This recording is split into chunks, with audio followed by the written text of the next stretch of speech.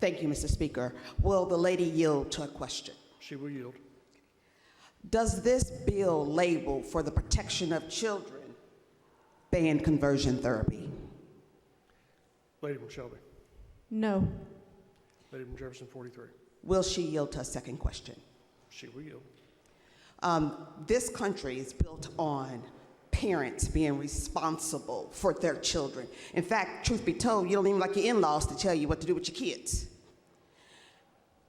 In this bill, are we substituting the opinions of legislators for the right for parents to raise their children? Lady from Shelby. Absolutely not. Parents have never had the right to subject their children to irreparable harm. Lady from Jefferson. May I speak on the bill? Yes, ma'am. I'm not even sure how we got here. But as a 27-year military veteran, I fought so that all people could have freedoms, not just the ones I liked. As an ordained minister, we preach, we teach all the time that God's decisions are perfect and that we're to go out and do what he asked us to do. Take care of the least of these, love above all, do the work for the people that need it. And now we're saying he's imperfect because we got to fix it. We've got to insert our opinion on top of God's design. Don't tell me it's about irreparable harm, because you're not doing anything for the children that are hungry. You're not doing anything for the children that are in foster care being abused. You're not doing what needs to be done for the little black kids that are experiencing racism every day. It is not for irreparable harm. It's because they are not like you.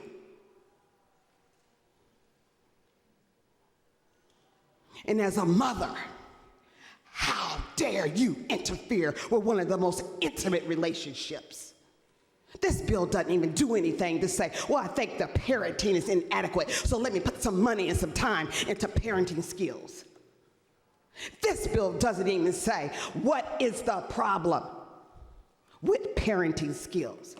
It goes for the juggler to kill, annihilate, and make sure that a whole group of people, who, by the way, is a small percentage, have no rights.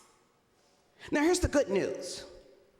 Go ahead and vote the way you'd like to vote, but if you don't stand for them, I promise you, they'll come for you. You don't like feeding your children oatmeal for breakfast? The government's going to tell you to do that. You don't want your child to go to the University of Louisville? The government could tell you to do that. We have no right to interfere in the parental rights. If you were really, really concerned about children, I could give you 100 other things you could do to make sure that every kid in Kentucky thrives. Let's try giving them water out in the rural areas, portable water. Let's try Medicare, Medicaid, so they can go to the doctor. Let's try getting the kids off the street that are homeless and sleeping with snow as a blanket. I was born at night, but not last night. This is not about what you say it is. And if you want to be honest, just get ready for the invasion in your life. Because as I recall, a couple of months ago, you were saying the government can't tell me to wear a cloth mask to prevent a global pandemic. And now you're saying the government can tell a mother and a father what to do with their kid, and they don't have any right to opt out. Stop it. Chair recognizes the lady from Jefferson